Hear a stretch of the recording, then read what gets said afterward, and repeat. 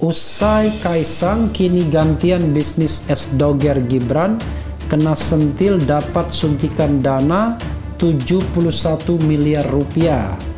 Pakar titik 2 sepertinya janggal ya. Mewakili rakyat pada saat itu agar pemerintah jalankan pemerintahannya yang jujur dan terbebas dari KKN, korupsi, dan nepotisme. Bukan hanya korupsi. Nah, korupsi itu kan realnya itu tidak hanya mengambil uang dari APBN, tapi korupsi juga ada suap, ada gratifikasi. Pernyataannya sudah pernyataan politik. Nah, makanya saya lucu nih kawan saya ini kok jadi tidak konsisten dengan apa yang dilakukannya. Kok tidak punya sikap yang menurut saya perbuatan dan sikapnya kok tidak temu gitu loh. Dan ini aneh menurut saya. Harusnya ini harus paham sekali tentang hukum itu sendiri, jangan sampai berbalik ke dirinya sendiri. Kini gantian putra sulung Presiden Joko Widodo alias Jokowi yang disentil dan menarik atensi publik sehubungan dengan bisnisnya. Gibran Rakabuming Raka sendiri diketahui memiliki pekerjaan sampingan, yaitu berbisnis atau buka usaha es doger. Hukum nanti yang memproses itu di pengadilan seperti apa, benar salahnya hukum yang membuktikan. Karena kita tidak bisa berdebat di ruang pengadilan, dan tentu semuanya akan subjektif dan semuanya akan merasa. Investasi bisnis es doger 71M. Penjelasan Gibran disebut janggal bisa dilaporkan ke KPK. Nama wali kota Solo Gibran Rakabuming Raka masih naik daun dan trending topik lantaran pengakuannya yang menyebutkan bisnis es doger miliknya mendapatkan suntikan dana senilai 71 miliar. Setelah kabar tersebut menyebar, Gibran makin ramai diperbincangkan karena pernyataan tersebut dinilai tidak masuk akal. Suntikan bisnis es doger senilai 71 miliar itu disoroti oleh praktisi information teknologi Sami Nota Slimboy. Sami Nota Slimboy menilai bahwa ada kejanggalan dari adanya suntikan dana 71 miliar itu. Diketahui suntikan dana sebesar 71 miliar ini berasal dari Alpha GWC Ventures. Tujuan dari penyuntikan ini, Gibran berupaya untuk merealisasikan target usahanya menjadi market leader di Indonesia. Dilansir dari Twitter @notaslimboy, Sami mengakui ada kejanggalan dari nominal dari dana tersebut. Sami tuliskan jutaan pernyataan janggal pada bisnis es doger Gibran Rakabuming Raka. Oleh karena itu, Sam heran dengan bisnis Gibran yang baru, tetapi sudah mendapatkan suntikan dana hingga 71 miliar. Bisnis ginian yang terhitung baru dapat suntikan dana 71M, ujarnya pada Sabtu 15 Januari.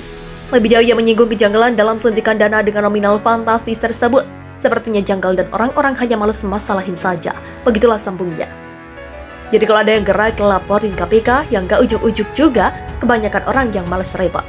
Bisnis es doger startup Gola yang didirikan Gibran Rakabuming disebut mendapat suntikan modal senilai 5 juta dolar AS atau setara 71 miliar. Suntikan dana itu berasal dari firma modal Ventura Alpha GWC Ventures, di mana Gibran akan merealisasikan target menjadi market leader di Indonesia dengan gerai di kota-kota besar dan kecil. Dapatkan warta harian terbaru lainnya, ikuti portal berita Jawa News dan akun Instagram Jawa News. Dosen Universitas Negeri Jakarta, Ubedillah Badrun, angkat suara soal adanya dugaan teror atau ancaman terhadap dirinya.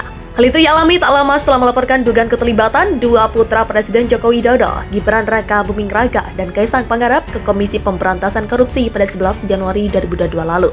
Badrun menyebut ancaman itu telah ia rasakan baik di jagat maya dan dalam kesehariannya. Meski begitu, dengan ancaman psikologis itu ditanggapi santai oleh aktivis reformasi 98 ini.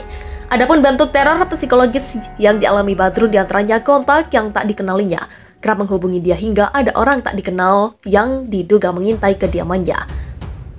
Meski ada beberapa kejanggalan yang ia alami setelah melaporkan putra Presiden ke KPK, Badrun berharap hal itu bukan bagian dari ancaman. Ia tetap berpikir positif dan menyatakan bahwa kondisinya saat ini baik-baik saja. Semoga motifnya bukan dalam rangka teror psikologis. Saya positif thinking saja bahwa itu semua jauh dari motif teror. Alhamdulillah, saya saat ini baik-baik saja, tutup Badrun.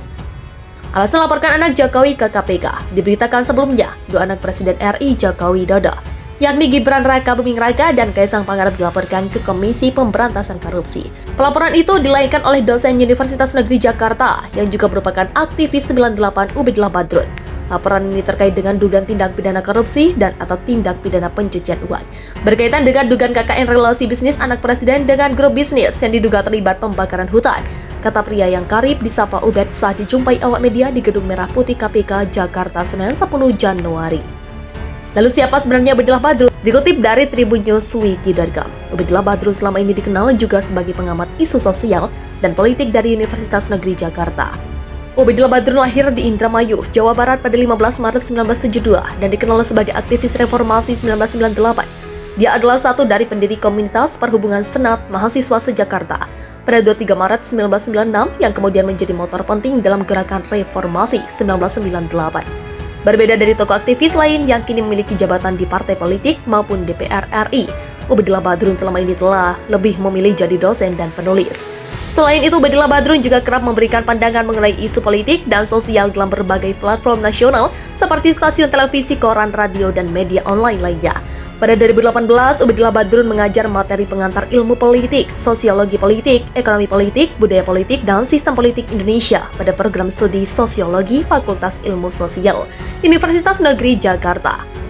Ubedillah Badrun pernah mengenyam pendidikan di berbagai perguruan tinggi, yaitu Japan Education Forum, JEF 3 2006, Japan Education Forum, JEF 2 2005, Program Pasca Sarjana FISIP Universitas Indonesia selesai 2003, IPS IKIP Jakarta Universitas Negeri Jakarta 1998, Extension Course STF Dia Karya Driyarkara Jakarta 1995 sampai 1997, Ma'had Al-Hikmah Jakarta 1994-1995, Fix Principal di Tokyo Indonesia School 2006, Ketua Euron Adventure School di International Youth Association of Japan 2005, Partisipan Indonesia into Homestay of Friendship, Program of International Action 2006, Ketua Umum HMI MPO Badan Koordinasi Jawa Agian Barat 1998-1999, Ketua Umum HMI MPO Cabang Jakarta 1997-1998.